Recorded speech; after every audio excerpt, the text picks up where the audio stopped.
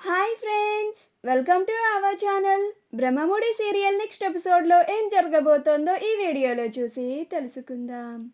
రాజ్ని ముప్పతిప్పలు పెట్టిన కావ్య అసలేం జరిగింది అని తెలుసుకోవడానికి ఈ వీడియోని స్కిప్ చేయకుండా ఎండ్ వరకు చూసేయండి. రాజ్ దుగ్గిరాల నిలయంకి వస్తాడు. అప్పుడు కావ్య ఎందుకు వచ్చారు అని అంటుంది. అప్పుడు రాజ్ నన్ను అడగడానికి మీరెవరు అని అంటాడు. అప్పుడు కావ్య ఇది నా ఇల్లు అని అంటుంది. అప్పుడు రాజ్ ఇది నాకు కాబోయే ఇల్లు అని అంటాడు. అప్పుడు అపర్ణ చాలా బాగా సమాధానం చెప్పావురా అన్నట్టు ఎక్స్ప్రెషన్ ఇస్తుంది. అప్పుడు సుభాష్ కూడా అవును నాన్న, ఈ ఇల్లు ఇప్పటి నుంచి నీదే, ఎందుకంటే నువ్వు మా దత్తపుత్రుడు అయిపోయావు కదా అని అంటాడు. అప్పుడు రాజ్ అవును నాన్న, కానీ ఈ విషయాన్ని కొంతమంది జీర్ణం చేసుకోలేకపోతున్నారు అని అంటాడు.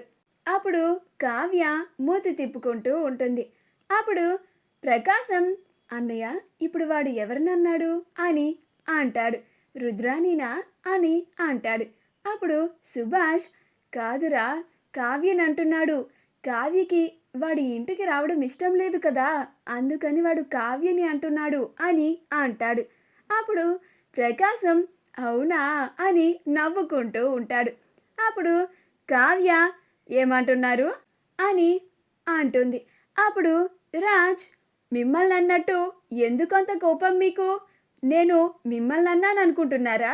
నేను ఈ ఇంటికి రావడం ఇష్టం లేని వాళ్ళని అన్నాను అని అంటాడు. అప్పుడు కావ్య అంటే నన్నేగా మీరు అంది అని అంటుంది.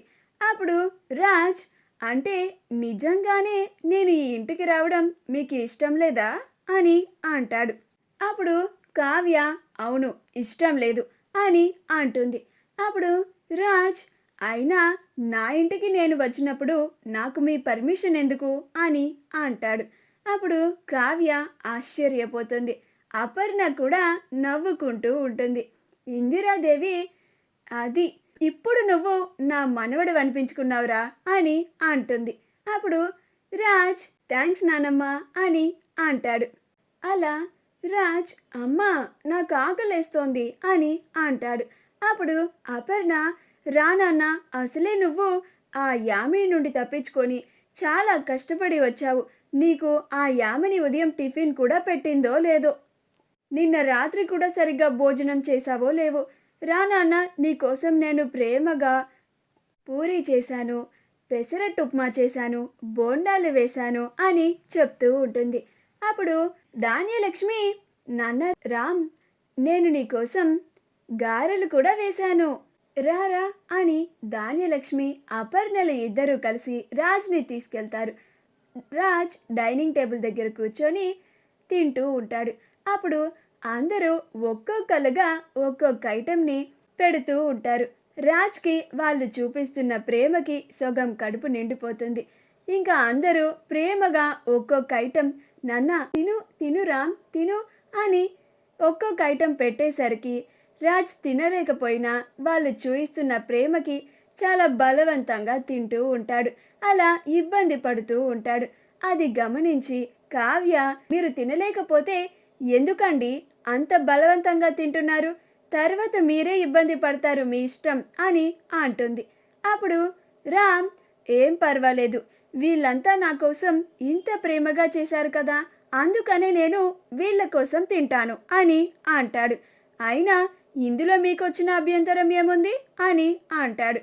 అప్పుడు కావ్య నాకేం అభ్యంతరం లేదు అని అంటుంది.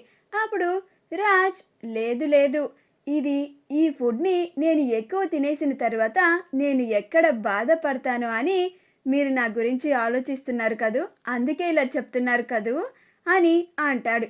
అప్పుడు కావ్య నేనెందుకు మీ గురించి ఆలోచిస్తాను, నాకే వేరేం పనేం లేదనుకుంటున్నారా ఏంటి అని పక్కకి వెళ్ళిపోతుంది. అప్పుడు రాజ్ చూసావా అమ్మా, చూసావా నానమ్మ ఎలా తప్పించుకొని వెళ్ళిపోయిందో? మీ కళావతికి మనసులో ఉన్న ప్రేమని బయట పెట్టాలంటే అసలు ప్రాణం మీదకి వస్తుంది. చూడండి ఎలా తప్పించుకొని వెళ్ళిపోయిందో. నేను తన మనసులో ఉన్న ప్రేమని బయట పెట్టేలా చేయడానికే వస్తున్నాను కదా అని అంటాడు. అప్పుడు ఇందిరాదేవి, అవునురా మనవడా, నా ఫుల్ సపోర్ట్ నీకే, నువ్వేం చేయాలనుకున్నావో అది చేసేయ్ అని అంటుంది. అప్పుడు రాజ్ థ్యాంక్స్ నానమ్మ అని అంటాడు. తిన్న తర్వాత రాజ్ చాలా ఆపసోపాలు పడుతూ ఉంటాడు. అప్పుడు కావ్య రాజ్ దగ్గరికి వచ్చి, ఇప్పుడు మీరు ఎంత ఫిట్గా ఉన్నారో తెలుసుకోవడానికి నేను మీకు ఒక టెస్ట్ పెట్టాలనుకుంటున్నాను అని అంటుంది. అప్పుడు రాజ్, దానికి టెస్ట్ ఎందుకు పెట్టడం, చూస్తుంటే కనిపించడం లేదా నేను చాలా ఫిట్గా ఉన్నాను అని అంటాడు. అప్పుడు కావ్య, అదే టెస్ట్లో మీరు ఎలా పార్టిసిపేట్ చేస్తారో దాన్ని బట్టి అప్పుడు నేను కూడా ఒప్పుకుంటాను అని అంటుంది. అప్పుడు రాజ్, ఏంటో చెప్పండి అని అంటాడు. అప్పుడు కావ్య, ఏమీ లేదు, మా ఇంటి చుట్టూ గార్డెన్ ఉంది కదా, ఆ గార్డెన్లో మీరు 50 రౌండ్స్ వేయాలి అని అంటుంది.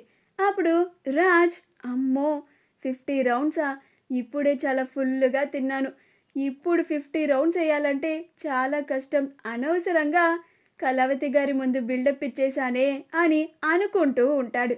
అప్పుడు కావ్య, ఏంటి రామ్ గారు 50 రౌండ్స్ అనగానే సౌండ్ లేదు, నాకు తెలుసు 50 రౌండ్స్ మీరు వేయలేరు కదా అని అంటుంది. అప్పుడు రామ్, నేను వేయగలను, నేను 50 రౌండ్స్ కంప్లీట్ చేసి నేను చాలా ఫిట్ అని మీ ముందు నిలబడతాను చూడండి అని రౌండ్స్ వేయడానికి వెళ్తాడు.